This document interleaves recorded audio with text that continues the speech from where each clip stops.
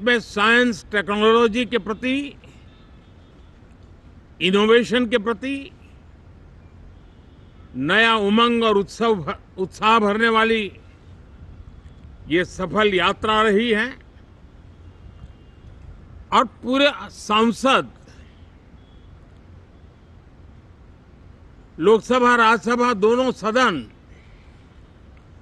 देशवासी जिस गौरव का अनुभव कर रहे हैं उसमें एक स्वर से जुड़ेंगे, एक स्वर से इसका यशगान होगा। जो भारत को अंतरिक्ष में नई ऊंचाइयां पर पहुंचाने वाले जो भावी कार्यक्रम हैं उनके लिए भी प्रेरक बनेगा, प्रोत्साहक बनेगा। साथियों, ये मॉनसून सत्र एक विजयोत्सव है।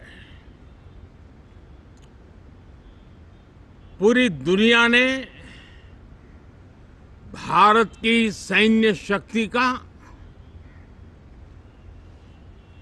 भारत के सैन्य के सामर्थ्य का रूप देखा है। ऑपरेशन सिंदूर में भारत की सेना ने जो लक्ष्य निर्धारित किया था 100% अचीव किया। आतंकियों के आकाओं के घर में जाकर के 22 मिनट के भीतर भीतर ऑपरेशन सिंदूर के तहत उसको जमींदोज कर दिया गया। और मैंने बिहार की एक कार्यक्रम में इसकी घोषणा की थी। जो हमारी सैन्य शक्ति ने बहुत ही कम समय में सिद्ध करके दिखा दिया। और इसमें मेड इन इंडिया सैन्य शक्ति का ये नया स्वरूप, इस पर भी दुनिया बहुत आकर्षित हुई है। इन दिनों विश्व के जिन जिन लोगों से मिलना होता है तो भारत के इस मेड इन इंडिया जो औजार तैयार हो रहे हैं उसके प्रति दुनिया का आकर्षण बढ़ रहा है। मुझे विश्वास है कि जब सदन इस विजयोत्सव को एक स्वर में विजय के भाव से इस सत्र के दरमियान उन ओजस्वी तेजस्वी भावनाओं को प्रकट करेगा तो भारत की सैन्य शक्ति को बल मिलेगा, प्रोत्साहन मिलेगा, देशवासियों को प्रेरणा मिलेगी। और सैन्य क्षेत्र में जो रिसर्च, इनोवेशन और मैन्युफैक्चरिंग हो रहे हैं, made in India defence equipment बन रहे हैं, उसको भी एक बल मिलेगा। और जो भारत के नौजवानों के लिए नए रोजगार के अवसर पैदा करेगा। साथियों, ये दशक हम एक प्रकार से देख सकते हैं कि शांति और प्रगति कंधे से कंधा मिलाकर के आगे बढ़ने के कदम कदम पर प्रगति के एहसास करते रहे हैं।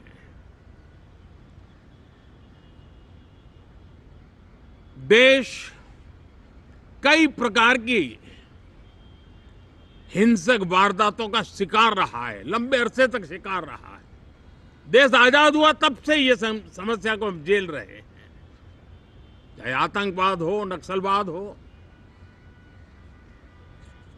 कोई प्रारंभ में शुरू हुआ होगा, कोई बाद में शुरू हुआ होगा,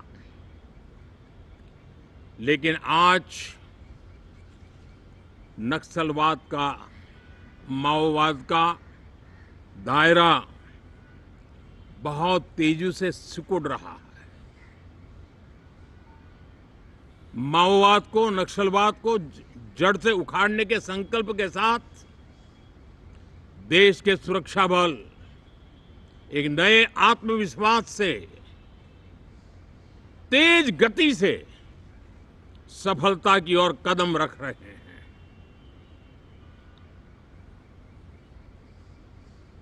और मैं गर्व से कह सकता हूं,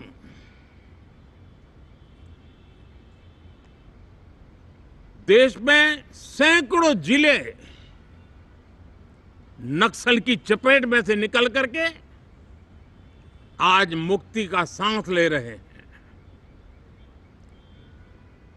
हमें गर्व है कि बम, बंदूक और पिस्तौल के सामने हमारा देश का संविधान जीत रहा है। हमारे देश का संविधान विजयी हो रहा है।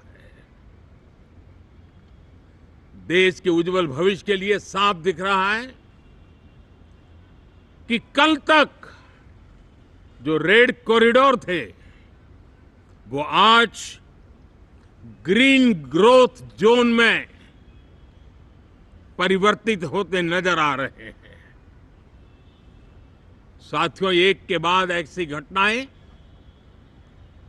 देशभक्ति के लिए, देश की भलाई के लिए संसद में पहुंचे हुए हर माननीय सांसद के लिए गौरव का पल है।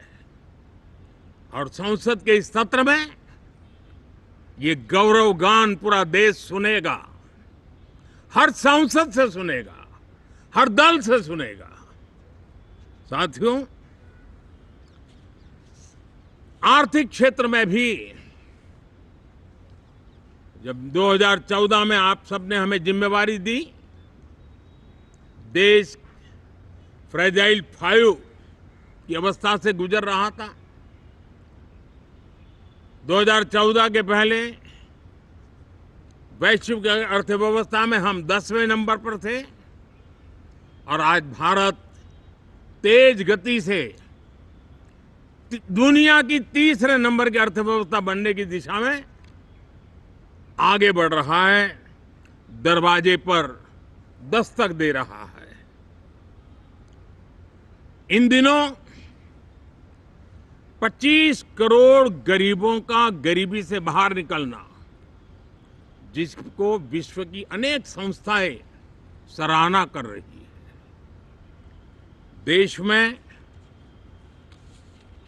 एक जमाना था 2014 के पहले जब महंगाई का दर, इन्फ्लेशन रेट डबल डिजिट में हुआ करता था। आज 2% के आसपास आकर के देश के सामान्य मानव के जीवन में राहत बन गया है, सुविधा बन गया है। लो इन्फ्लेशन के सामने हाई ग्रोथ एक अच्छे विकास यात्रा की दिशा है। साथियों, डिजिटल इंडिया, यूपीआई आज भारत के एक नए सामर्थ्य को दुनिया देख रही है, पहचान रही है और ज्यादातर देश में उसके प्रति एक आकर्षण पैदा हो रहा है। यूपीआई ने फिनटेक की दुनिया में अपने एक नाम कमाया है। रियल टाइम डिजिटल ट्रांजैक्शन दुनिया में सबसे ज्यादा हो रहे हैं। दुनिया में जितने हो रहे हैं, अकेले भारत में उससे ज्यादा हो रहे हैं।